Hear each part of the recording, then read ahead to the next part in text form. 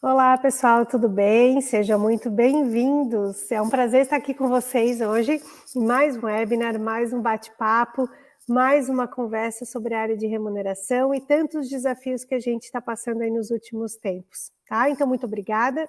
Eu vou começar a conversar um pouquinho, chamar as pessoas responsáveis pelo bate-papo, enquanto todo mundo vai entrando, vai se ambientando e depois a gente começa, tá? Mas, para chamar todo mundo, eu vou me apresentar. Para quem não me conhece, eu sou a Carol Fará, sou responsável aqui pela área de consultoria de serviços da Plural. Nós somos uma startup aqui de Floripa e atuamos com duas áreas principais. Uma na área de recrutamento e seleção, com a ATS Nosso Serviço, e a outra área na área de remuneração, especificamente com pesquisas salariais e projetos de cargos e salários. Eu atuo há mais ou menos 20 anos na área de RH, tendo como especialidade a área de remuneração e sempre consultoria nos clientes.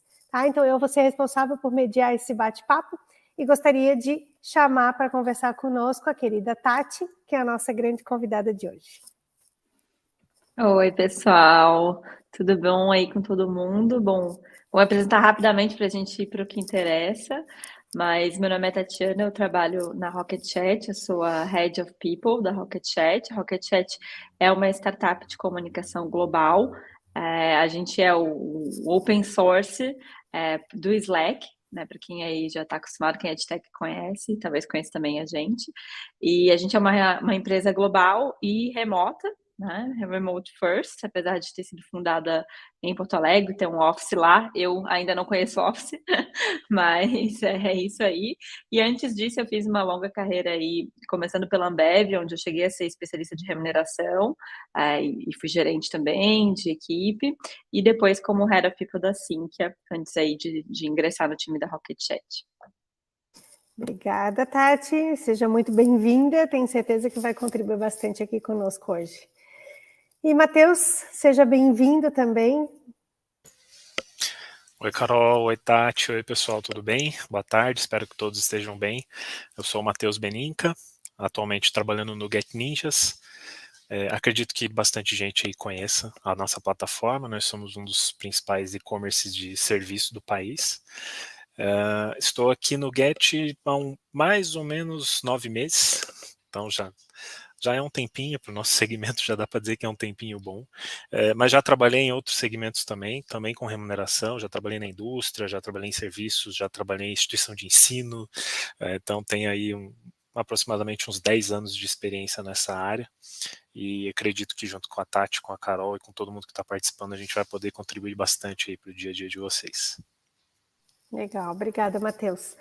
Bom, gente, falando sobre o assunto, né, alinhar a estratégia de remuneração ao negócio da empresa. Quando nós três conversamos, então, vocês sabem os três, né, nós três somos especialistas aí na área de negócio, de RH, de remuneração, a Tati muito relacionada ao negócio da empresa também, com uma grande visão estratégica de RH, o Matheus, que conhece muito o trabalho. Nós ficamos pensando o que o mercado está precisando, o que de conhecimento nós podemos compartilhar e como trazer esses desafios e ideias, insights e práticas de tudo o que acontece no mercado, tá? Então, esse é o objetivo. Nós vamos fazer um bate-papo bem tranquilo, então fiquem atentos, perguntem, tá? Coloquem no chat que a gente vai trazer aqui e assim que der a oportunidade a gente encaixa ou responde no final, mas a ideia é que seja bem participativo. Tá?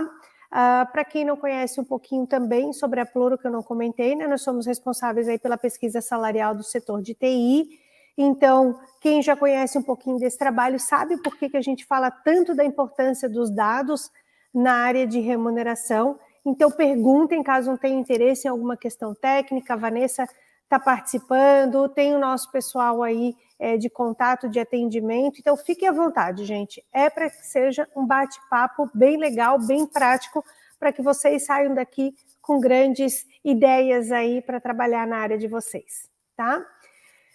Bom, então vamos começar no primeiro tópico aí na parte prática, né?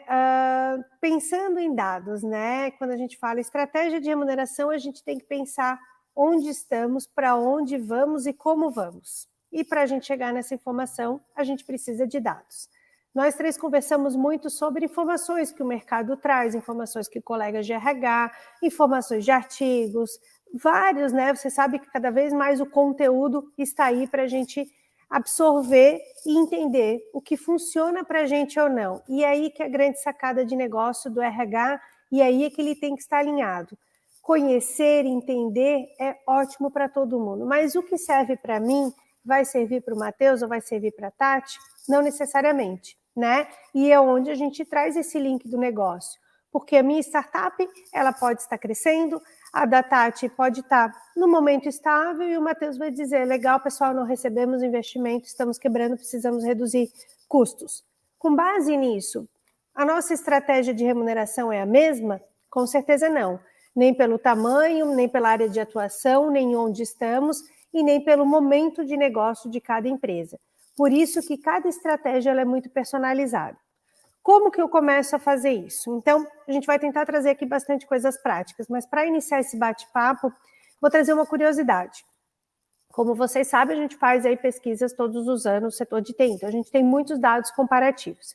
E quando a gente pegou os dados lá de 2020, o ano passado, 2021, que já pegou esse movimento, pandemia, remoto, todo mundo trabalhando online, as estratégias mudando, antes local, agora a gente olha salários nacional, começamos a absorver, a entender que alguns salários, né, e aí vou trazer um exemplo específico do caso de desenvolvedor, foram mais de 3 mil informações salariais, aumentou quase 30% de um ano para o outro, mas tivemos casos como o cargo de analista de infra, ele diminuiu praticamente 6%.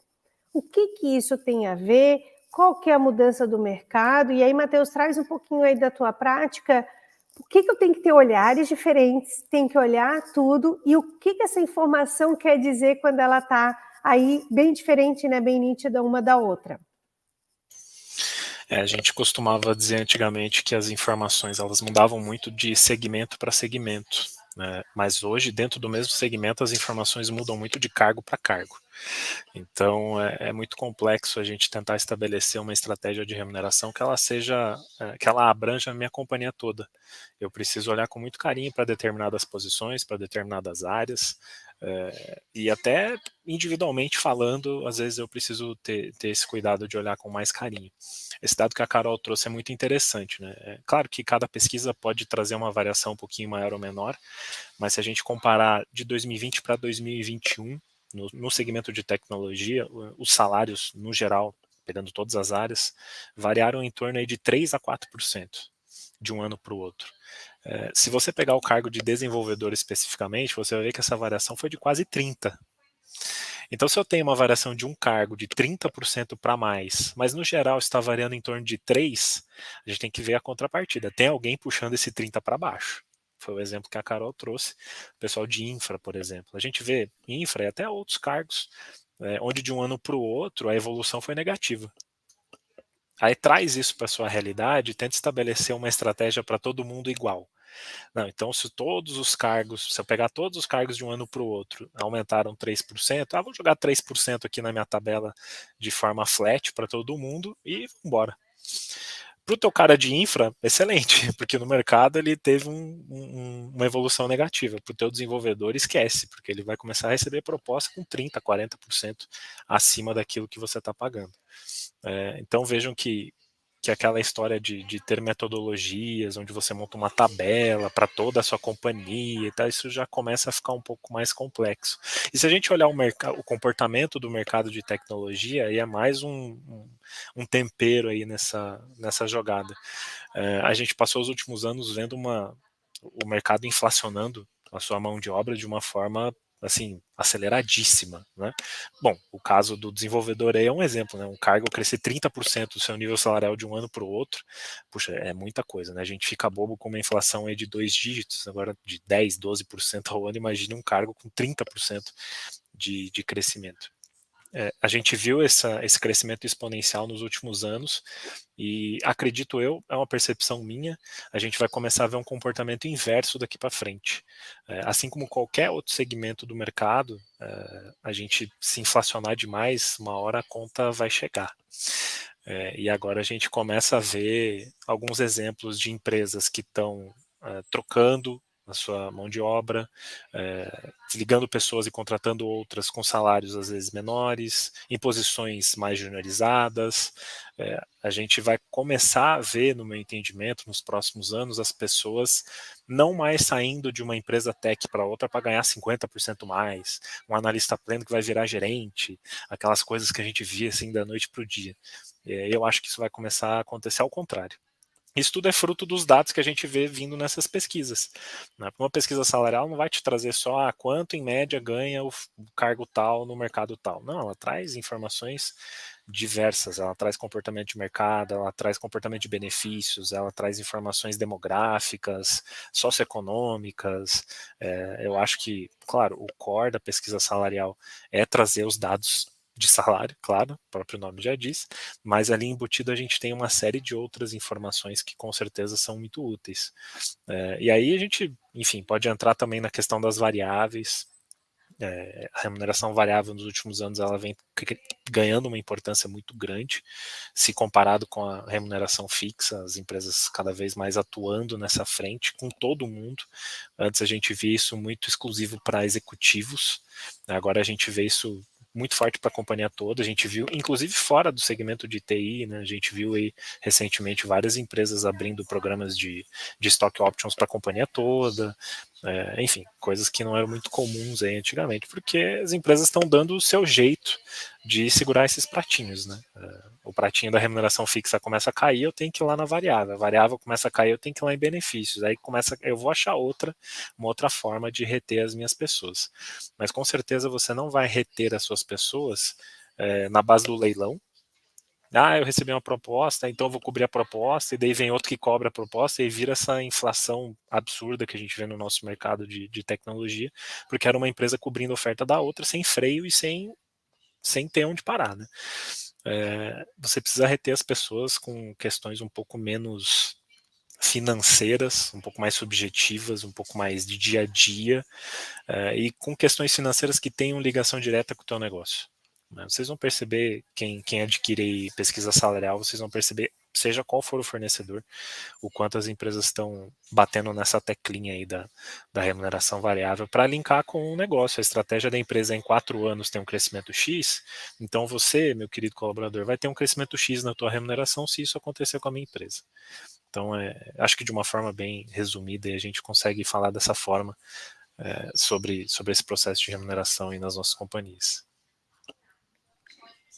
Legal, Matheus. Acho que esse ponto é muito interessante e, assim, está cada vez mais complexo cuidar de remuneração nas empresas, né? Ter uma estratégia de remuneração bem definida e deixar isso transparente para as pessoas, principalmente, porque a gente está lidando com diversas variáveis, né? Então, a gente tem como o mercado se comporta, e aí o mercado ele segue a demanda e a oferta, né? Então, por que desenvolvedor aumentou 30%? Porque tem uma demanda maior do que desenvolvedores preparados para exercer essas funções. Então, a gente sabe disso, provavelmente na infra isso reduziu, por quê? Porque a gente tem hoje a maioria das empresas cuidando de infra de forma remota, usando cloud, usando services, né? Então, acaba que a demanda de ter uma estrutura de servidor dentro da empresa e a necessidade de ter toda essa estrutura não está ficando tão grande quanto era antigamente. Então, assim, a gente vai vendo esses movimentos, eles são naturais, mas à medida também que um cargo vai perdendo valor,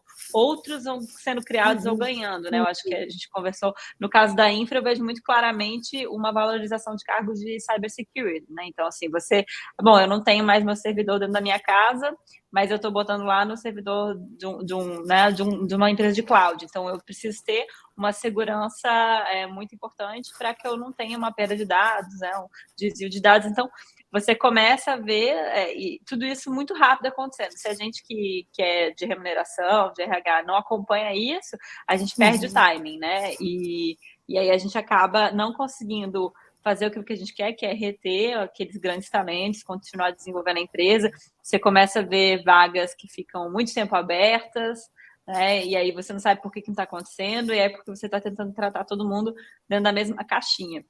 E ao mesmo tempo a gente tem que ter o senso de justiça salarial, né? Também o quanto é justo eu pagar para um dev X mais 30% e para um outro né, colaborador da empresa X menos 5%, né, sendo que a gente teve uma inflação de 10%. Então, você começa a lidar com o senso de justiça salarial, com o senso de colaboração, com o senso de retenção, com a competitividade do mercado. E isso tudo tem que estar alinhado na sua estratégia, no seu plano, o que você vai estar disposto a ganhar, a perder, aonde você vai concentrar os seus recursos, os seus esforços. Isso tudo, né, pensando no que é importante para a sua empresa, né? Então, se você sabe que você vai triplicar seu time de devs porque vai ter 2 novos produtos no ano seguinte, será que você pode manter sua tabela igual, sabendo que ela andou 30%? Talvez você não possa dar o luxo, né? Às vezes também não quer fazer a contraproposta, mas aí o que você faz, né? Você perde 5 devs por mês? Então, eu acho que não é, assim, eu queria muito que fosse tão preto no branco, assim, né? O que mas não... é correto, mas não é. Não é. Eu estava aqui compilando, assim, então, a gente falou do variável, a gente falou de benefícios, a gente falou de atração, a gente falou de retenção, a gente falou de crescimento da empresa, a gente falou dos novos cargos, do impacto, do olhar. Então, quanta coisa a área de remuneração ela tem que olhar, né? Que antes era uma área que era uma área de apoio, alguém da área de RH sabia fazer, empresas maiores que se tinha uma pessoa mais especialista na área de remuneração, mas todos os cargos novos, BP, de RH e vários outros, todo mundo tem que entender, porque é uma dinâmica que vai impactando tudo, né, Tati? Assim, nesse sentido, eu sei qual que é a minha estratégia, eu quero praticar. O que é importante para mim? É praticar o senso de justiça? Não, o que é importante para mim hoje, nesse momento, é não perder esse time de desenvolvedor, porque eu fechei um grande contrato e se eu não entregar, eu vou perder, eu vou quebrar a empresa. Então, eu vou valorizar esse time agora e depois pensar, gente, não tem certo ou errado, né? Não tem o que eu vou dizer, tá errado fazer isso, Tati, e não ser legal com todo mundo e ter senso de justiça. Não tá, porque o CEO, cada vez mais, ele sabe para onde a empresa quer chegar. E se a gente que é da área de RH não tiver coladinha nele lá e entender para onde ele vai, tudo que a gente fizer de qualquer ação, benefícios, campanhas, atração, negociação com operadoras, com outros pacotes, com planos de saúde, com outras coisas, vai ser em vão, né? Então, eu vejo que a gente tem muita sede em implantar coisas novas para reter, mas tem que entender se faz sentido, se não faz sentido e qual o caminho, né? E isso está muito relacionado também, um ponto que a gente falou, essa questão dos novos cargos, né? O quanto a gente tem que estar antenado nos novos cargos de mercado e saber se ele faz sentido, se é legal ter esse cargo hoje na minha empresa porque o mercado tem, ou se faz sentido eu ter esse cargo, né, Matheus? Conta um pouquinho como é que você vê essa visão. Enfim, a gente foi falando de um monte de coisa, agora a gente vai desmembrando aí em alguns assuntos legais aí. É que uma fala acaba puxando uma outro fala tema, puxa que outra, puxa é difícil outro. separar, é difícil. Como você disse, a gente acaba vendo tanta coisa no nosso dia a dia, né? Desde o orçamento da companhia até o carinha lá que tá com algum problema, que a gente tem que ajudar lá no benefício e tal. Mas, enfim, falando aí da questão dos cargos, né? Eu já trabalhei em empresas onde tinha mais cargo do que funcionários. E eu já trabalhei em empresas onde muitas pessoas que faziam coisas completamente diferentes tinham todas o mesmo cargo. Qual que é o objetivo de cada uma desses perfis, cada um desses perfis de empresa, né? Aquela empresa que dá mais cargo do que pessoas é porque ela quer entrar às vezes ela quer entrar no detalhezinho da operação do cara, do dia a dia do cara, para dar um nome ou outro de cargo. Às vezes pode ser que dá o nome do cargo de acordo com o que o cara pede também. Eu quero o cargo tal, porque na outra empresa tal, porque é importante tal, porque o LinkedIn e tal. E aquela outra empresa que tem pouco cargo para muita gente, né, onde as pessoas fazem coisas diferentes com o mesmo cargo, é porque geralmente quer facilitar a sua estratégia de remuneração. Ambas, eu não vou dizer se está certo ou se está errado, depende do dia a dia de cada uma, pode ser que para aquele momento faça sentido, mas ambas correm um risco muito grande, né? A gente tem a famosa equiparação e match de cargos, né, onde a gente precisa tomar muito cuidado para, de fato, conseguir agrupar todas aquelas posições que fazem coisas semelhantes. Então, em tech, quando a gente vê muita tecnologia nova, muita linguagem nova, enfim, tudo é muito rápido e muito novo no nosso segmento, e às vezes a gente quer acompanhar isso de forma tão rápida quanto, ou até às vezes atabalhoada, e começa a criar cargos e começa a dar muito sobrenome para os cargos, e os cargos ficam com nomes enormes que mal cabem lá na tua tabela do Excel. E tudo isso é uma linha muito tênue, né, para que você tenha esse equilíbrio. E aí a galera começa a se perguntar, pô, Matheus, mas existe um número ideal, existe uma regra, existe uma matemática em cima disso? Eu vou te dizer que não. Eu vou te dizer que existe o teu feeling no dia a dia de ver que o João e a Maria, pô, as atividades desses dois caras aqui são muito parecidas. Preciso falar com o gestor deles para entender se de fato faz sentido um ser analista de XPTO e o outro analista de ABCD. Né? Os dois podem ter o mesmo cargo, isso vai facilitar a minha gestão enquanto remuneração e vai facilitar a gestão do gestor no dia a dia e, enfim, várias outras coisas aí paralelamente. Nas pesquisas salariais, a gente vê isso de uma forma bastante clara. Anualmente, principalmente essas pesquisas como a que a Carol traz aqui para nós, né, que são muito focadas no segmento tech, a gente sempre vê cargos novos aparecendo, a gente que participa ali dos comitês de definições de cargos para as pesquisas ano a ano, a gente vê bastante demanda dos RHs, mas eu tenho cargo tal, eu queria colocar na pesquisa e tal.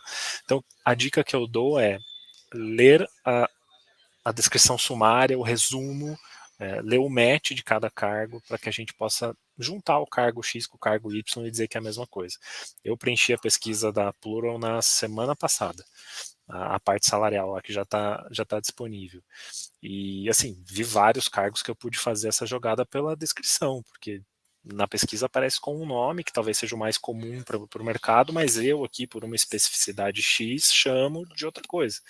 Mas quando eu entro lá no cargo da pesquisa, até aparece cargos semelhantes em outras empresas. A, B, C, D, opa, tá aqui o meu. Se não tiver, vou ler lá a descrição sumária e vou entender, pô, faz sentido com esse cara aqui.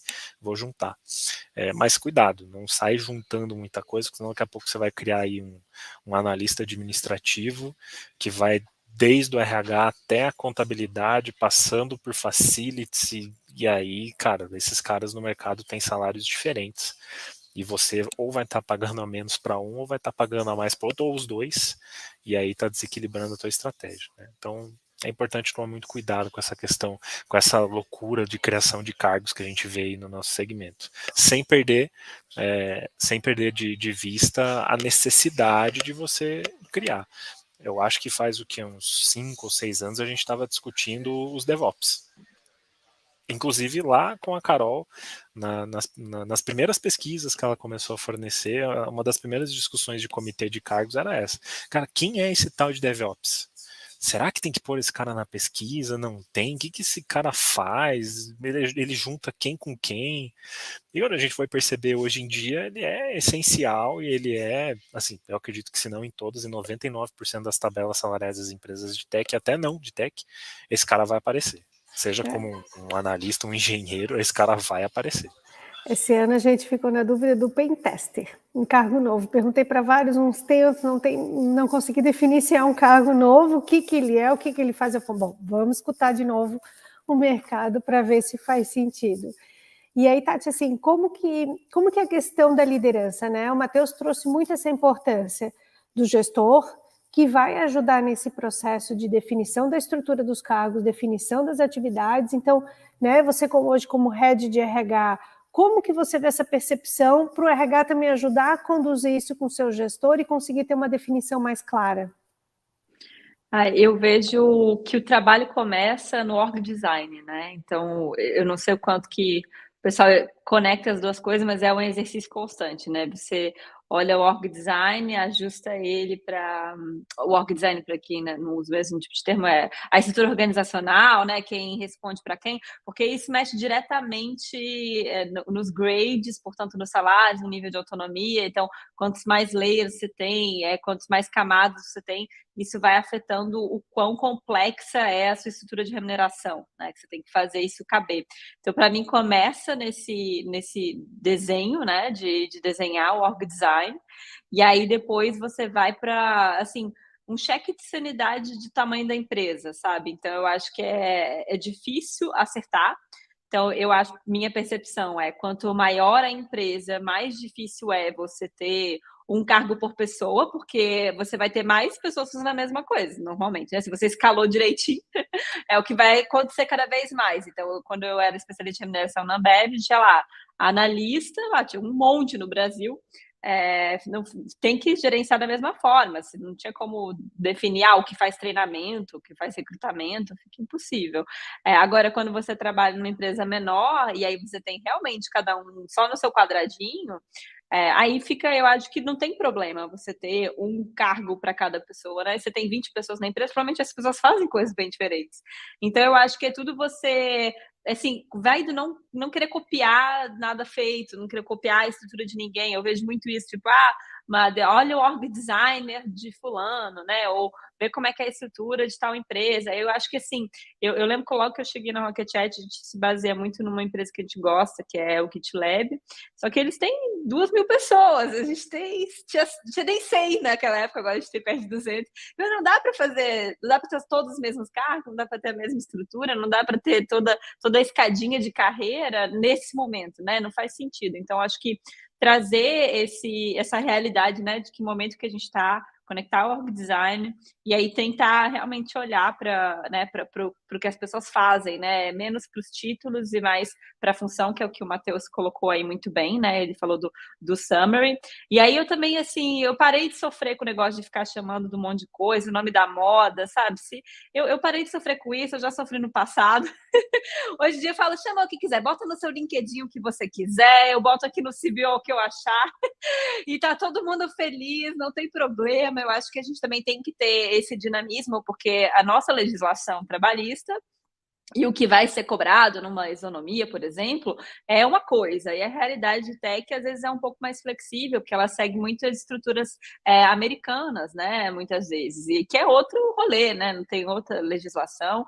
Então, eu acho que você trazer essa flexibilidade ao mesmo tempo que você organiza a sua lojinha para você estar protegido, estar de acordo, estar seguindo lá a social e tal, com essas partes que é chato, mas é o país que a gente vive e tem que estar adequado também. Então, no fim, é só tudo isso. Tudo isso e um pouco mais, né, Tati? É bem complexa essa questão. Eu vejo muita gente perguntando em grupos de WhatsApp qual o CBO que vocês utilizam, qual que é a descrição sumária, qual a descrição dos cargos que vocês utilizam.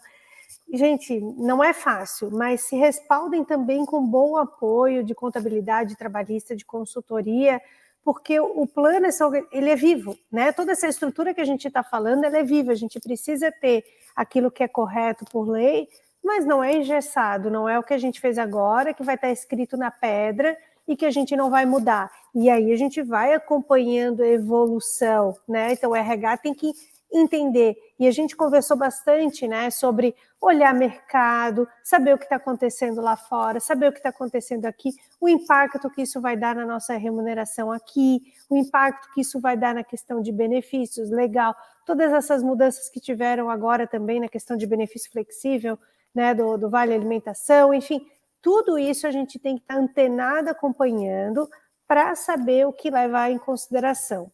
E aí, quando eu escuto, aí eu queria uma opinião de vocês, né? Quando eu escuto, ok, estou entrando como RH numa empresa, né, e tenho esse desafio de entender esse processo. E eu escuto que eu estou perdendo, que o gestor lá está dizendo que não atrai porque o salário está alto. Matheus, se a gente fosse ajudar aqui os nossos queridos colegas de RH e depois a Tati complementa, né? Por onde começar? Como que eu vou entender o que o senhor quer, o que eu preciso fazer e traçar um plano, uma estratégia de remuneração, pensando em pílulas, vamos dizer assim, pílulas práticas, né? Se eu começo vendo benefício, se eu começo vendo cargo, o que vocês acham? Para a gente tentar ajudar os nossos colegas aqui. Se eu não estou conseguindo reter, eu não estou conseguindo atrair, eu não estou conseguindo reter e atrair de onde? Do mercado. Então é isso que eu preciso olhar de cara. Meu primeiro desafio é olhar como que o mercado está se comportando hoje. Também não adianta eu ir buscar fontes de 2014, de 2018, porque não vão me trazer a realidade. Aliás, no nosso segmento precisa ser cada vez mais atual essa fonte, mas eu sugiro que seja o primeiro passo, porque a partir daí que você vai, aí é que você vai diagnosticar o que está causando essa falha de retenção ou de atração. E pode ser N coisas. né? Pode ser salário, pode ser benefício, pode ser clima, pode ser gestão, pode ser estratégia, pode ser ter estratégia e ninguém saber, pode ser distanciamento entre as pessoas e a estratégia, pode ser, de fato, N coisas, das mais subjetivas para as mais numéricas e exatas, né? Mas, de fato, é uma pesquisa de mercado que vai te trazer essas informações. E aí, muito cuidado com pesquisas de mercado. A Carol até citou agora há pouco aí os grupos de WhatsApp, né? Nós de remuneração participamos também de pelo menos 5, 6 grupos de WhatsApp só para falar de remuneração. Seja da cidade, da região, do estado, do país, remuneração para o segmento, remuneração internacional, a gente participa de vários. É uma fonte confiável? Sim, mas ela não pode ser a única, porque você precisa analisar contextos. Então, complementando aí o que eu estava dizendo sobre ter uma pesquisa de mercado, ela vai te trazer contexto. Você precisa se comparar com personas que são como você empresa, do teu porte, com a tua origem de capital, com o teu número de colaboradores, ou como você é hoje, ou como você quer ser no curto prazo. É com essas empresas que você precisa se comparar. Muitas vezes a gente solta perguntas nos grupos aí de WhatsApp ou para contatos diretos que a gente tenha, vem respostas, elas são confiáveis, claro, porque a gente está falando ali com pessoas técnicas da área, mas às vezes eu não paro para pensar, pô, que empresa é essa que está me respondendo? No WhatsApp vai aparecer lá que foi o João que me respondeu, mas qual é a empresa dele?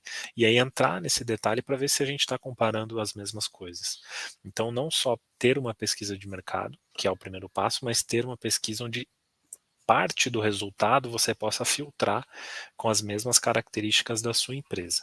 A partir daí, isso feito, você vai ter dados na sua mão para mostrar aí para a sua diretoria, para o seu board, o que está acontecendo. Não tem como eu chegar para o meu board com a justificativa de que, cara, a gente está perdendo pessoas por causa de salário. Aí chega a pesquisa, a gente está pagando, além da mediana, a gente já está no terceiro quartil. Se eu passo isso para minha diretoria, a diretoria topa e fala, não, então vamos aumentar mais ainda. Cara, eu vou correr sérios riscos com a minha empresa porque eu não precisava. Eu podia investir essa grana, que é cara, investimento em folha de pagamento, é um investimento caríssimo. Eu poderia investir em outras coisas que aí de fato seriam aqueles resultados que sairiam lá na pesquisa. Talvez uma ação de treinamento, talvez algum desenvolvimento específico para uma galera, enfim, são várias as frentes que podem sair lá. Mas, de fato, eu acho que o primeiro passo é esse, é você ter uma fonte de informações do mercado onde você compete. Eu gostaria de falar de duas coisas, assim, quando você fala, né, qual conversa que a gente tem com o CEO. Primeiro, de retenção, depois quero falar de estratégia de remuneração. Mas de retenção, eu acho que o ponto é, primeiro, entender para quem que você perde. Porque você não necessariamente você compete por mão de obra como você compete por cliente.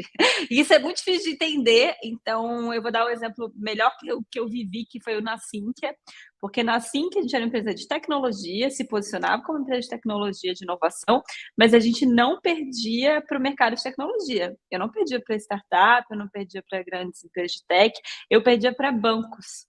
Por quê? Porque o conhecimento específico, como era uma fintech, o conhecimento específico que as pessoas tinham era extremamente valioso para banco. E banco tinha uma outra estratégia de remuneração. Tinha um variável super agressivo. Bom, vocês conhecem a remuneração bancária, conhecem também a vida que se leva. Então, eu tinha assim, era muito claro que eu tinha uma galera mais jovem, que quer ganhar dinheiro, quer correr na vida, né? Precisa chegar em algum lugar, está disposto a trabalhar o que precisar para isso. Aí, para esse tipo de mercado, que vai propiciar mais dinheiro com mais trabalho, né? Então, assim, a gente tem que tomar esse cuidado, porque senão a gente acaba errando na dose, ou então a gente tem que, às vezes, aceitar um certo nível de turnover, né? Que é outra coisa difícil. E aí, como que você aceita isso? Você se prepara para isso. Então, já que eu vou perder aqui, então aqui eu tenho que ter um pouco mais de gente, então aqui eu tenho que ter mais treinamento, então aqui eu tenho que ter mais padrão, então aqui eu tenho que ter um programa de estágio forte para gerar pipeline. Então, a gente tem que tomar cuidado que a estratégia de remuneração, ela nem sempre ela é a resposta para tudo, né? Que foi aí que o Matheus também colocou de uma forma muito inteligente, que quando a gente olha a retenção, de um modo geral, não é só um motivo, em áreas diferentes são coisas diferentes, pode ser várias coisas, mas pode sim ser remuneração. A gente não tem que estar aqui achando também que motivador financeiro não é uma questão. Claro que é uma questão, então não podemos ser ingênuos também, não é só festinha, né, e engajamento. E aí, bom, então, quando eu falo de estratégia de remuneração, aí aí é uma coisa mais ampla, né? Como eu me posiciono em remuneração como empresa. E aí eu acho que é muito importante você partir da cultura da empresa, né? Então, porque aí, como você parte da cultura da empresa, você consegue desenhar melhor uma estratégia. Então, vamos supor que você tem uma cultura de cobrar muito, exigir muito. Você vai precisar de gente mais sênior, talvez, que aguente mais a pressão. Vou ter que pagar um pouco mais, porque eu vou estar exigindo muito, então eu vou ter que pagar por isso. Se eu tenho uma cultura de aprendizagem, de ensinar, de colaboração, aí eu trago um time um pouco mais júnior, posso gastar um pouco menos, mas eu deixo as pessoas fazerem uma carreira. Então, e aí também para o pacote, né? Quando a gente fala remuneração, ela não é só salário, né? Então, assim, se eu tenho uma cultura de resultado, entrega de resultado ali, eu estou perto de abrir capital, eu tenho assim que eu tinha capital aberto. Bônus era um negócio importante, porque eu estou olhando o indicador financeiro, porque eu quero dar o retorno para o meu acionista, que está lá na bolsa olhando o meu EBITDA. Então, assim, aí o que acontecia? Se eu não tenho uma política de bônus, eu estou dizendo que eu estou botando dinheiro no bolso do meu investidor e eu estou economizando com o meu time. Então, eu preciso ter. Porque se eu não tenho, ou não tenho stock option, ou não tenho bônus, fica aquela percepção de que está indo tudo para o bolso do investidor lá na Bolsa de Valores, né? Então, você tem que trazer essas pessoas para esse lugar de investidor, né? Para esse lugar de participar do resultado. Já quando você está agora na Rocket Chat, que a gente está mais construindo, o que a gente quer? Que as pessoas sonhem com a gente, né? As pessoas partam daquele mesmo sonho. Então, a gente tem uma política de stock option mais agressiva, porque a gente quer que a visão seja do futuro, né? Então, isso vai também para o eu pago bem ou pago mal? Eu nunca entendo quando alguém fala eu pago bem, né? Tal empresa paga bem, o que isso quer dizer, né? Eu acho que quer dizer de acordo com o que você quer atrair e quem você quer reter e por quanto tempo. Então, não tem problema nenhum se a empresa não tem grandes valores para investir em altos salários.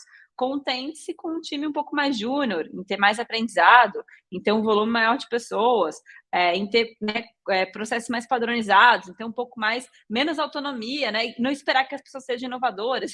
Então, assim, você começa a ajustar o público ao que você está disposto a pagar, né? O que não dá é querer ter tudo, né? Viver num mundo de Alice, onde eu quero pagar pouco, trazer o alto talento de alto potencial, que entregue uma performance maravilhosa e fique para sempre na minha empresa. Aí a gente está fora da realidade, né? É bem isso, Tati. É incrível essa percepção. Eu já escutei do mesmo resultado, dos mesmos dados, da mesma pesquisa, do mesmo cargo. Alguém me dizendo, Carol, tá errada essa informação, o salário está muito baixo. Outra empresa, Carol, tá errada essa informação, o salário está muito alto. O dado era o mesmo, mas é como cada um tem a sua estratégia. É bem isso, não é pagar bem ou pagar mal, mas cada um está oferecendo, vamos dizer, né, oferecer uma remuneração alinhada ao caixa, né? Às vezes a gente não faz muito conta, mas eu digo que a estrutura de remuneração, plano de cálculo de salários, ele é um quebra-cabeça, e tudo está relacionado também ao orçamento, né? É sonho, a gente quer crescer, a gente quer reter, mas a gente vai ter um caixa para reter os melhores talentos ou não? E aí vamos supor, né, Tati, que você trouxe a estratégia de remuneração é desenvolver um time mais júnior, mas aí a empresa está precisando da mosca branca do mercado e que a mosca branca é cara. Ok, se a empresa precisa dessa mosca branca e precisa atrair, ela vai ter que entender se ela vai bancar a pessoa ou não. Então, tudo é estratégia. Primeiro eu tenho que olhar o que a empresa quer, ela espera, definir nessa estrutura de cargos qual que é a minha estratégia, para depois, como o Matheus trouxe, eu ir um pouco para o individual também. E aí eu entender e separar se o que vale esse cargo é o cargo ou é o João, que ele é muito bom, ele está aqui há X tempo e é um cara incrível, eu não posso perder o João. Uma coisa é o João, outra coisa é o cargo de gestor de projetos, enfim, porque são coisas diferentes também, e às vezes a gente mistura tudo isso e aí é onde se confunde se é uma estratégia ou se é individual, se eu vou escolher pagar bem para um e não vou pagar mais para o outro, né? Como que vocês também conseguem, Matheus, assim, trazendo, não é bem uma pergunta, é mais um compartilhamento, mas em relação a isso, assim, esses pontos de conseguir separar e conseguir trazer isso para um lado mais racional, né? Porque é um pouco de cálculo, é racional e a gente precisa saber fazer conta, senão a gente pode perder, gente, e a gente vai ter um impacto grande de, às vezes, aumentar 30% a folha e daqui a pouco a empresa pode quebrar por isso, né? Qual que é o impacto que a gente tem em relação a isso? Porque a gente acha que não está conseguindo atrair, porque os candidatos, claro, gente, o candidato vai botar a pretensão deles, não sei quantos por cento do que eles ganham, e aí eu vou me desesperar, que eu não consigo atrair porque o cara quer ganhar muito, e aí eu vou quebrar a empresa, né? Então é mais nesse sentido. Você falou que é um quebra-cabeça, né? Eu diria que é um quebra-cabeça que a gente não vai terminar nunca. Quando chegar na última peça para você colocar, alguém vai vir e vai bagunçar todo o quebra-cabeça, você vai ter uma nova... O que é bagunçar o quebra-cabeça? Você vai ter uma nova realidade de mercado, você vai ter uma nova dinâmica de tecnologias, você vai entrar um cliente novo, onde vai ter que customizar determinada coisa. Então, é um quebra-cabeça que você não vai terminar. Então, isso tem que estar sabido na nossa cabeça. Quem trabalha com remuneração é um trabalho eterno. Você não vai conseguir, não, agora beleza, agora eu tô tranquilo, agora tá tudo rodando. Nem nas empresas, vamos pegar um segmento aí que parece que é um pouquinho mais estável, por exemplo, indústria. Nem as maiores indústrias multinacionais, aquelas com 15, 20, 30 mil pessoas, nem elas estão com as suas estruturas salariais definidas, bonitinhas e determinadas para sempre. Então essa questão do quebra-cabeça é interessante, até para a gente analisar dessa forma.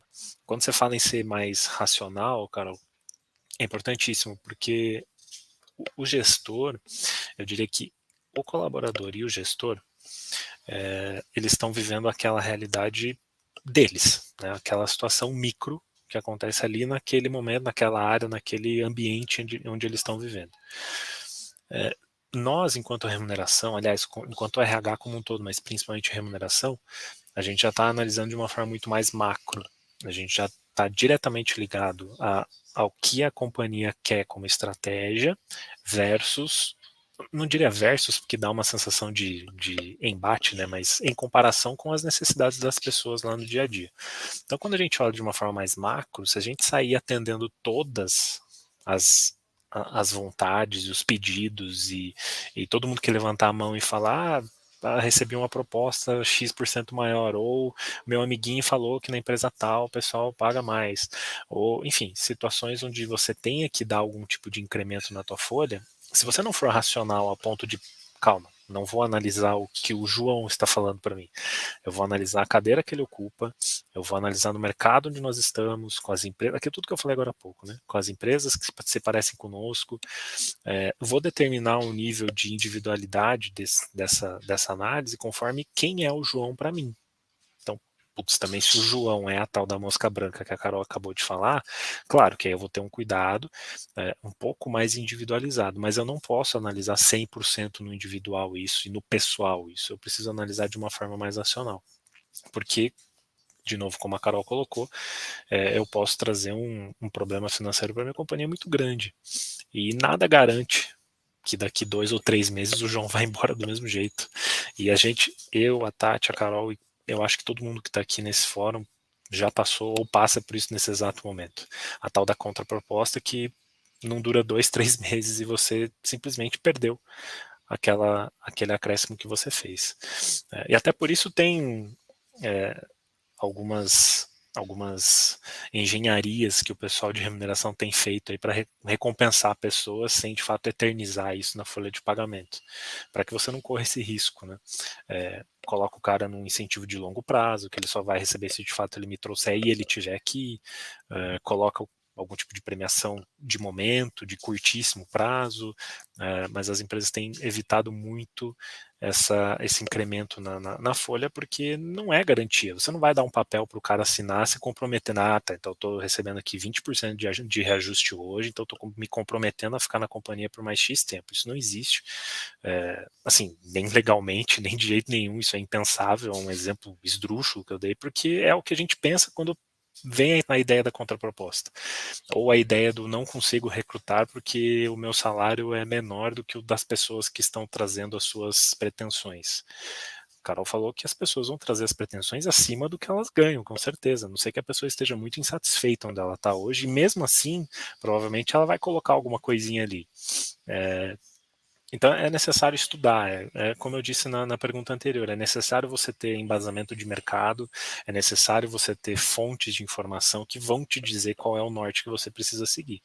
Se aquele pedido daquele cara faz sentido, isso vai aparecer na tua pesquisa. Olhei na pesquisa aqui, de fato, esse cara está posicionado na mediana de mercado, mas eu quero que esse cara seja o cara. Então, não tem que pagar na mediana de mercado. Eu vou pagar no terceiro quartil, eu vou extrapolar a minha tabela, eu vou pagar ele lá no 150. Mas é uma estratégia sua, porque o cara é o cara para sua companhia. E o contrário vai acontecer, ele vai levantar a mão, vai pedir, vai falar, vai dar exemplos, e daí você vai vir com a informação de mercado, dizendo que, cara, não faz muito sentido isso que o teu colaborador está dizendo. E quando eu falo informação de mercado, também é importante deixar isso claro.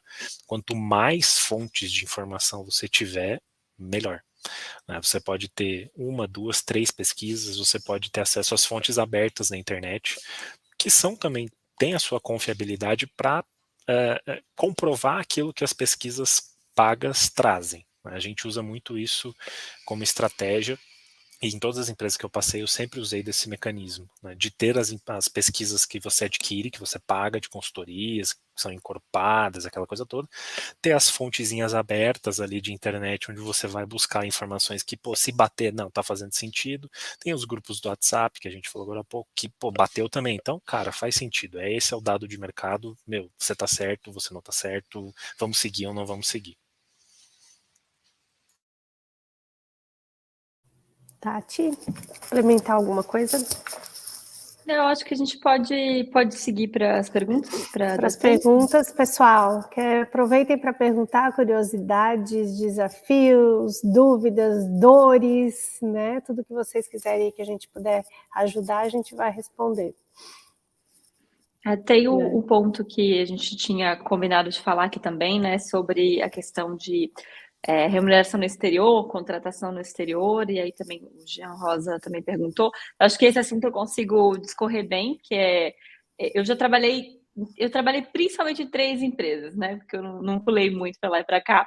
A Ambev tinha uma estratégia de uma empresa multinacional grande, onde ela tem entidades no mundo inteiro, e aí ela ou expatria ou contrata localmente nessas entidades. Então, esse é um modelo de operacionalizar, né? Que é você abrir uma filial, você abrir uma empresa, você comprar uma empresa, às vezes, para estar presente naquele lugar. Então, era uma estratégia da Ambev, era sempre comprar uma marca, né, que já existia num outro país, para estar naquele mercado. Ela fez isso várias vezes, fez isso quando comprou a Budweiser nos Estados Unidos, fez isso quando comprou a Corona no México. Então, né, essa é uma estratégia.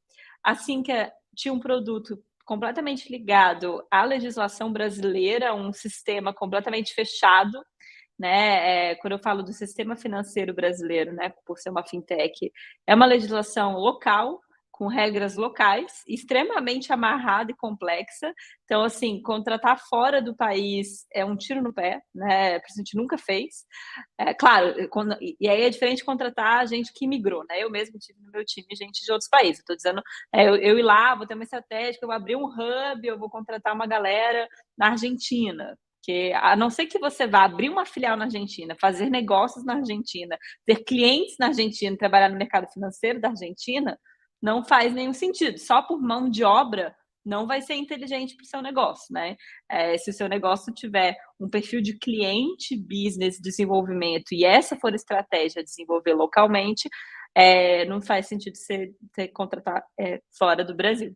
Por outro lado, na Rocket Chat a gente tem um modelo diferente, é um produto diferente, é um produto de comunicação online, que começou no lugar open source, né, ali pelo GitHub, e já começou global, né, então começou já sendo traduzido, começou sendo vendido para diversos países, começou então tendo uma estratégia de vender para fora, né, tanto que a maior parte da receita da empresa não é no Brasil, Então, nesse cenário, sim, faz sentido para o meu negócio, não é porque é mais barato, não é porque é mais legal, não é porque eu trago inovação, porque é mais criativo, é porque para o meu negócio, a minha estratégia de crescimento, eu tenho que ter know-how de uma empresa global, eu tenho que estar posicionado em diversos lugares e eu posso, dado que isso é uma verdade, aproveitar isso para também trazer um time mais diverso, para também trazer multicultural, para também trazer pessoas,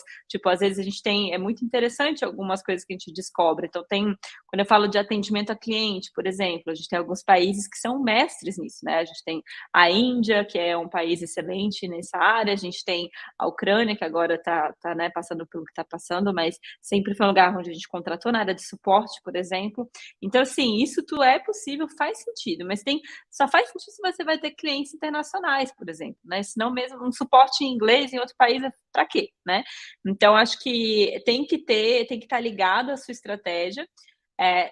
Ser mais barato ou mais caro, eu acho que sim, é difícil de dizer, porque, por exemplo, a sua marca nunca vai ser tão boa em outro lugar quanto vai ser no seu próprio país. Então, esse é o primeiro ponto. Então, a sua atratividade e a sua poder de barganha, de negociação salarial, de conseguir vender através de outros valores no seu próprio país sempre vai ser maior. Então, acho que é importante ter isso em mente.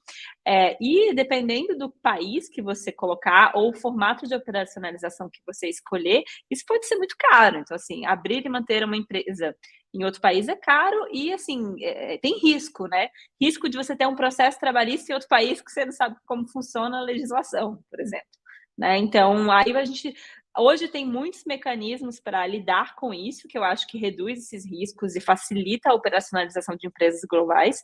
Então, a gente tem muitos intermediários, né, que são empresas que você contrata para fazer os contratos, são elas abrem empresas e entidades em países diferentes, você paga um preço caro por isso, porque ela está assumindo o risco daquele colaborador, e aí você consegue contratar no mundo inteiro. Então, existe esse modelo, muitos fornecedores surgindo nesse modelo, a gente utiliza, porque como a gente tem pessoas em 30 países, mais ou menos, a gente tem menos de 200 pessoas hoje, um pouquinho menos, e 30 países diferentes. Eu não consigo conhecer o TRH em todos os lugares para fazer a gestão disso.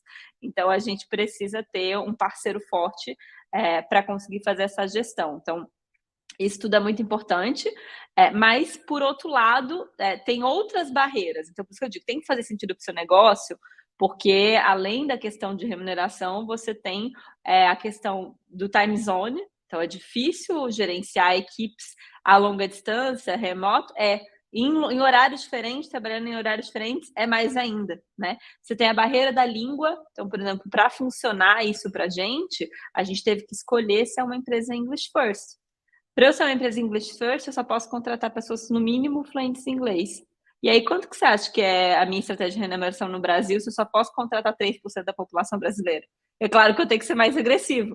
Então, tem que tomar cuidado, porque quando você expande suas oportunidades, você também restringe em outro lugar, né? Assim, não existe... É um trade-off, né? Não tem estratégia que está brindada. Então, acho que tudo isso, e você vai ter a cultura, né? Assim, se comunicar em outra língua já é difícil, né? Numa língua que não é materna. E lidar com culturas diferentes exige muito estudo, muita empatia, e não acontece do dia para a noite.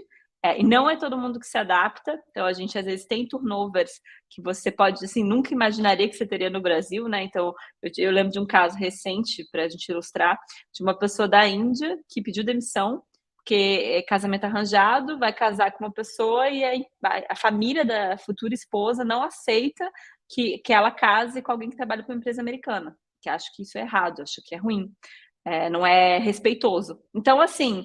Quando que você vai imaginar que você vai ter um turnover por causa disso? Então, a gente tem que tomar bastante cuidado antes de entrar no desespero, né? E aí tem a questão de perder para fora, né? Perder profissionais aqui que vão trabalhar para empresas remotas em outros países. Eu vou deixar talvez o Matheus falar um pouco mais sobre isso também, senão eu monopolizo aqui o assunto. Não, tranquilo, Tati. É muita coisa, né? É muito assunto e são tudo dores que a gente vive, todo mundo pede, acho que está perdendo bastante mais de novo, né? O que eu posso fazer para minha estratégia para para complementar. Matheus, responde já numa dessas perguntas, eu vou trazer uma que talvez tenha a ver mais até com esse assunto, mas eu só queria deixar mais um recadinho, pessoal, para quem está participando aí do webinar, que é de empresa tech, quer participar da pesquisa salarial, é a 9ª pesquisa salarial, a gente tem aí planos gratuitos e planos pagos, né, e como nós somos assim, ó, super queridinhos, quem se inscrever agora, a gente vai fazer um diagnóstico com vocês aí da área de remuneração e bater um papo para saber quais são as dores e como que a gente pode ajudar aqui na Plural, tá? Mas é para quem se inscrever agora aí no plano gratuito aí da pesquisa salarial, tá? Então, Matheus, vamos falar um pouquinho sobre dificuldade de segmento na área de remuneração. Qual é a dificuldade no segmento de vocês na área de remuneração? Sem falar das vagas tech. E teve alguém também que perguntou sobre a Aline, o Anderson, né? E a Aline falou sobre os modelos de incentivo de longo prazo.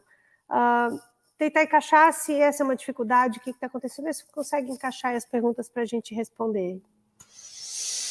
Eu acho que talvez até uma pergunta consiga complementar a outra aí. Quando a gente fala de modelos de incentivo de longo prazo, o mercado tech ele também pratica aqueles que são bem comuns de mercado, né, os planos de ações, e aí você pode abrir aqui em 3, 4 tipos, talvez não vale a pena a gente se estender muito nisso, porque dá para fazer um webinar exclusivo só para falar de LP. O que eu quero abordar é uma saída que as empresas, que eu tenho observado as empresas tomando, que são incentivos, que são modelos de premiação única e exclusivamente por tempo de casa. Então, a partir do momento que você completa X tempo de casa, você já tem algum tipo de bonificação atrelada. As empresas estão... Porque no nosso segmento é normal você ter uma rotatividade aí de menos de 2 anos, e às vezes até menos de 1 ano, dependendo do porte da empresa. Então, um cara que é chave para mim, completar 1 ano de casa, putz, já é algo, para determinadas empresas, já é algo fantástico, passível de você dar algum tipo de reconhecimento para ele. Então, eu tenho visto algumas empresas aí trabalhando incentivos de longo prazo, talvez num prazo não tão longo assim. A gente tem ideia de longo prazo, 3, 4 anos, que é o que geralmente aqueles planos de stock options, RSU, Phantom trazem, né? Mas a gente está começando a ver incentivos de longo prazo de 1 ano, de 2 anos, e pura e simplesmente pelo fato de você completar um determinado tempo de casa.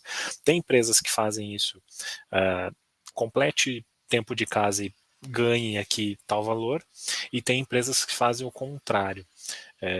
Eu tenho aqui tal valor para dar para você. Se você completar X tempo, você vai ter direito a X% desse valor.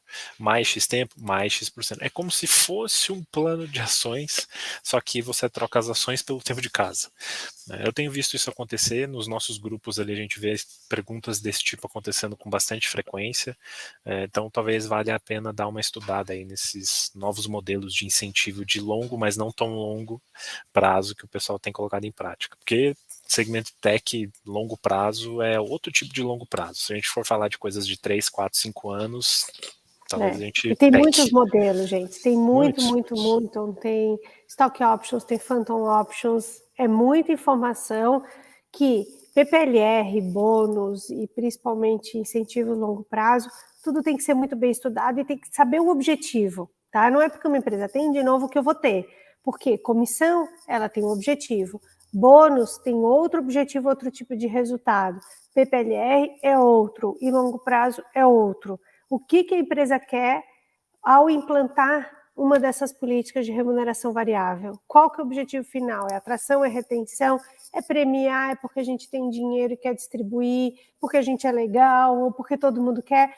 Tudo isso faz diferença para conseguir definir o melhor modelo, né, Tati? É isso aí. Eu queria aproveitar o gancho para responder o Lucas e a Juliana. Só que a gente já vai fazer, né, 1 hora de webinar aqui. Então, o Lucas, ele pergunta sobre benefícios intangíveis, né, vinculados à qualidade de vida, está mais vinculado à retenção. E a Juliana fala de trabalho remoto, né? Como que eu faço, como que as pessoas querem trabalho remoto e tal, como que eu faço se isso está se tornando algo tão importante? Aqui, eu vou ser bem direto ao ponto. Da minha opinião, que é só opinião, tá? Não é baseado em nenhuma pesquisa que a Carol fez, né? A minha opinião sobre qualidade de vida sim, todo mundo quer, mas é possível encontrar isso com uma remuneração adequada, né? E é isso que as pessoas vão buscar. Elas vão buscar a qualidade de vida e a remuneração. Então, assim, não adianta ter só qualidade de vida e achar que as pessoas vão ficar com uma remuneração abaixo do mercado, por exemplo, porque você traz qualidade de vida, porque hoje tem muita empresa legal que também paga bem, né? Então, assim, e aí a gente passa por isso constantemente, né? Eu acho que a Rocket Chat tem uma cultura muito bacana, um EVP especial, e as pessoas às vezes saem dizendo, eu tô com uma tristeza de sair, eu adoro aqui, mas eu recebi essa oportunidade e é algo que a gente não poderia oferecer para aquela pessoa, né? Seja em termos de remuneração, de posição de carreira, de função, do que ela quer fazer, ou até às vezes de recolocação para o exterior e tudo mais. Então, infelizmente, tem que fazer isso e não tem mais ou. A gente tem que aprender a fazer e agora, tem que fazer remuneração e qualidade de vida.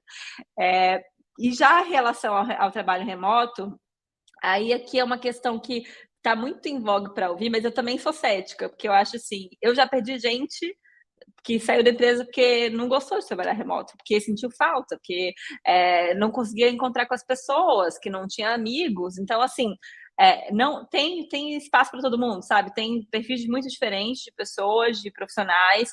Então, não é todo mundo que vai querer trabalhar remoto. A gente tem, claro, um perfil que gosta de trabalhar remoto, e aí a gente talvez tenha que entender que se eu escolhi não ter esse benefício, né, ou não ter esse estilo de trabalho, essas pessoas talvez não sejam as ideais para estarem na minha empresa. Como a gente teve, por exemplo, que desligar pessoas porque elas não conseguiam trabalhar remoto e elas disseram, não deu para mim, porque eu preciso de trabalhar em grupo, porque eu preciso de tirar dúvida, eu estou aprendendo, ou porque eu preciso de um controle maior, né, de tipo, alguém está vendo o que eu estou fazendo e poder compartilhar e olhar, eu preciso de mais acompanhamento. Então, assim, nada é para todo mundo, sabe? Então, eu diria que entenda a cultura da sua empresa, o que faz sentido para ela. Se é um modelo que combina com remoto, ótimo. Para a gente é super importante, porque a gente vende para tudo quanto é lugar, eu preciso de gente para tudo quanto é lugar, como é que eu vou criar escritório em 30 países? Mas se você não tem isso, se todos os seus clientes estão na mesma cidade, por exemplo, eu acho que é muito importante que você talvez tenha manter essa estratégia de ter uma colaboração. Você perde alguma coisa, você ganha alguma coisa, mas você tem que ser fiel ao que faz sentido para sua empresa, né? E deixar isso claro para as pessoas em processo seletivo. Assim, a gente não é remoto, mas a gente é um time super unido, a gente tem um escritório top, as pessoas se ajudam, aprendem juntas, tem um ambiente super colaborativo. Então, assim, se você está buscando isso talvez seja até mais legal, muitas vezes, do que o trabalho remoto, né? E é o que a gente mais tem de reclamação de engajamento eu queria poder ver as pessoas, eu queria conhecer os colegas que eu trabalho, eu nunca vi meu chefe, eu sinto falta. Então, não tem modelo ideal, né? O que tem é a gente fazer o melhor que a gente pode no modelo que a gente escolhe como empresa. Eu usaria uma frase para terminar essa fala da Tati, que foi assim, super esclarecedora. Qualidade de vida para mim é diferente de qualidade de vida para o meu colega, para o outro colega. Então, se você for colocar uma política engessada, dizendo, qualidade de vida, vai ter um percentual da tua galera que não vai ver qualidade de vida naquilo ali, né? Então, quanto mais híbrido você puder ser, melhor. Porque aí você consegue abranger vários tipos de qualidade de vida. Qualidade de vida para algumas pessoas é poder estar próximas do seu pet o tempo todo. Qualidade de vida para outras pessoas é poder trabalhar da China, se ela quiser. E aí a gente vai ter muitas variações. Então, esse é um termo, sensível e não dá para atender todo mundo, mas quanto mais híbrido você for, um maior percentual de pessoas você vai conseguir atender. Perfeito, Matheus. Quando a gente fala ali, até o Lucas está perguntando um pouco da questão dos benefícios, né? A gente sabe, existem os benefícios que todo mundo vai praticar, de convenção, todo mundo sabe. Criaram-se muitos benefícios flexíveis que são outras opções, né, de novos benefícios, e antes tinha Vale Cultura, veio, né, a pandemia, claro, muitas empresas mudaram essa questão porque tiveram que tirar alguns benefícios que não faziam mais sentido e começaram a colocar outros. A gente tem um indicador que eu acho que mais 63% das empresas do ano passado estão investindo em qualidade de vida. E aí, claro, qualidade de vida, como o Matheus falou, tem palestras, tem workshops, tem horário flexível, enfim, outras coisas, mas que estão investindo e cresceu muito esse dado de um ano para o outro para entender que faz sentido. Eu sou mãe, tenho 2 filhos, para mim qualidade de vida é saber que eu posso levar 5 minutos a minha filha no balé e voltar, sem impactar a reunião, sem impactar nada, mas também eu estou aqui hoje no escritório porque também me faz falta ficar no escritório e ver outras pessoas. Não tem, né? Acho que cada uma, a Tati falou muito bem, o que faz sentido para você, né? E como que está o momento da empresa? As pessoas estão estressadas, né? A gente sabe que tem muitas empresas investindo em acompanhamento psicológico, porque as pessoas estão cansadas, estressadas, com outras questões, que aí são delas também, né? E que cabe à empresa ajudar, mas que não necessariamente eu vou impactar numa superação de qualidade de vida, porque talvez seja algo muito, vamos dizer assim, relacionado a uma pessoa, a uma situação, né? Então, de novo, gente, não adianta olhar tudo que o mercado tem, olhar todo mundo, os colegas ao lado, tudo que a RH está fazendo, chegar e dizer, legal, estão fazendo isso, vamos fazer, vamos implantar. Cuidem, né? Cuidem, porque tem que fazer sentido para vocês, para a empresa, para a gestão, para o RH, para tudo. Acho que esse é um ponto principal. A gente tem que olhar, saber, não podemos ficar alienado só no meu mundo, a gente tem que saber, mas a gente tem que ter uma maturidade para entender o que faz sentido ou não, né? A gente fechou já, será? Tanta coisa para falar, né, Matheus? Complementa aí, não sei. Gente, último minuto aí, 4, 5 minutos, já estendemos 10 minutinhos para ver se mais alguém tem alguma pergunta, né? Porque se deixar, a gente vai falando aqui a tarde inteira. Acho que um exemplo dessa questão do olhar se faz sentido para você, um bom exemplo disso são os benefícios flexíveis. Se a gente voltar no tempo aí um pouquinho, sei lá, uns 3, 4 anos atrás, foi uma febre, uma demanda para quase todos os RHs, quase todas as áreas de remuneração, independente da empresa, do segmento, sempre veio essa demanda tá, vamos estudar para ver se não dá para implantar e tal. E as empresas começaram a estudar, começaram a ver que é um monstro você implantar isso dentro da sua empresa, se você quiser pegar todos os benefícios, desde a assistência médica até o, sei lá, o day off. Para você ter isso, você precisa contratar alguém para cuidar, você precisa ter um sistema, você precisa ter uma comunicação muito clara. Então, acho que algumas empresas começaram a dar um passo para trás. Opa, vamos flexibilizar aqui o VA e o VR, né? Até porque tem um monte de empresas hoje que fornecem um cartão que é flex, que funciona para os dois, ou que até para mais outras coisas, eles vão poder me ajudar e aí eu vejo como isso vai ser e depois eu vejo se faz sentido flexibilizar tudo. Porque as empresas começaram a achar que benefício flexível cara, é a 8ª maravilha do mundo, eu tenho que trazer para minha empresa, custe o que custar. Não é verdade, tem empresa que não iria se adaptar com isso, não implantou, não fez falta, continuou atendendo muito bem, porque já tinha até um pacote de benefícios muito robusto, muito bem consolidado e comunicado para as pessoas. Esse é um exemplo, a gente pode talvez até citar outros. E aí você acaba mexendo em pontos que atrapalham a tua atratividade, que atrapalham a tua comunicação com os times. E aí você mesmo, por conta de algo que você viu num grupo de RH, tentando implantar isso na sua realidade meio que à força, você criou esse desalinho aí que não era necessário, né? Então, realmente, o que a Carol colocou faz muito sentido, né? Tomar muito cuidado com o que faz e com o que não faz sentido aí para as companhias. Elas são muito diferentes. A minha empresa é diferente da empresa da Tati, da Carol, mesmo sendo do mesmo segmento, são empresas que têm as suas peculiaridades. A gente precisa tomar muito cuidado. Legal, Matheus. Tati, aí para a gente encerrar aí, mais algum comentário, alguma dica, alguma palavra?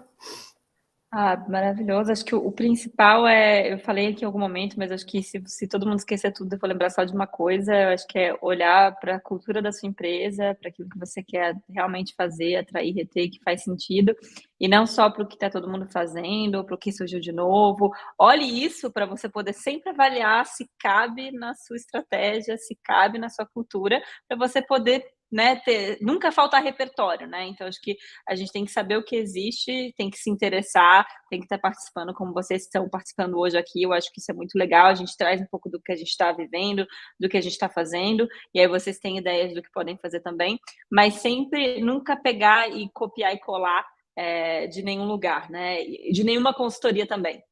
Por mais que, né, a consultoria ajuda, traz opção, mas a decisão final é sua e ela tem que ser tomada dentro da sua equipe, com os seus líderes, considerando, em primeiro lugar, a cultura da empresa, em segundo lugar, o momento do seu business, né, tanto de financeiramente, quanto de tamanho, quanto de estratégia de crescimento.